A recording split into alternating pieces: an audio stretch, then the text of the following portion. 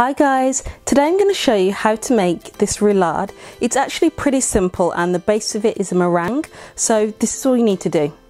In a stand mixer, but you can do this in just a large clean bowl, you need to whisk up your egg whites with absolutely nothing else in there until they're really thick and foamy.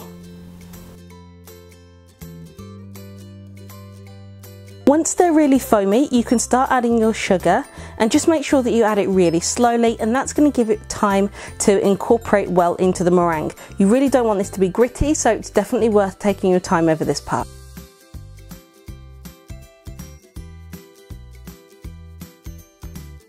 On a large baking tray, I've just lined it with some non-stick paper and I'm using the meringue just to hold the paper down so it really gets quite well into the corners. I'm just dusting it really lightly with some sunflower oil, but you just want to use any oil that's quite tasteless, and then you just want to put your meringue on and using the back of a spoon or a spatula or your palette knife, just brush it down completely so that it gets into all of the corners.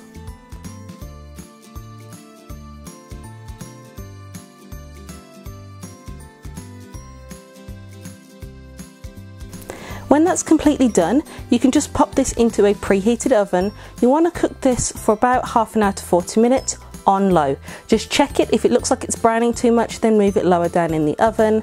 And then when it comes out, you want to leave it for about 5 or 10 minutes and then cover it with a completely clean and dry tea towel and allow it to cool completely. That takes about 30 minutes to 40 minutes or so. And then you want to turn it over and peel off the backing paper. The easiest way I've found to do this is to put some greaseproof paper on the top, and then you can just flip it over and you've got a really nice base to work with so that you can roll this.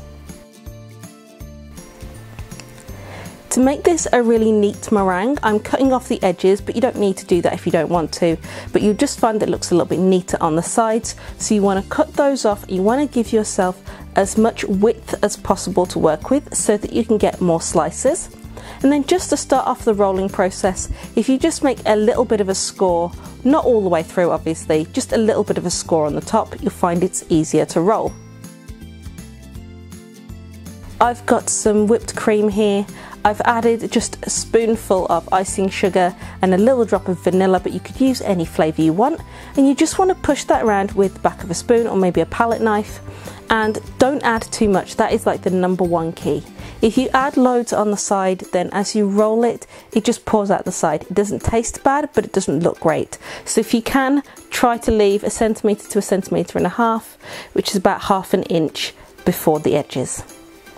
Now you can fill this with anything you like, but I really like to add texture into my roulade. So I've got some toasted hazelnuts here, which I just did in a dry pan. I've got some white and some dark chocolate, which I've just cubed up a little bit. Don't need to add this, but it just adds a bit of texture, and I just think it adds like a really nice flavour. I've got some raspberries here. Raspberries work really well, and you can have fresh or frozen for this, but actually cherries I think would be really nice here. So just add in whatever fruit you want. You just want to give this a little bit of sharpness, so you can even add a sauce if you don't have fresh fruit. This is the tricky bit. You want to make sure that you've left loads of space around the edges. You want a good couple of inches of paper to work with.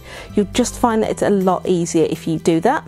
So you're going to use the paper to help you roll and push. I can't really find a great way of explaining this, but basically if you kind of watch what I'm doing, use the paper, it will help you, and you'll find this a lot easier if you haven't overfilled the inside, because if you have, then it just pours out the edges and it just makes it a little bit more difficult to see. So a really good tip here is to do the last rolling part onto the plate that you have already got out.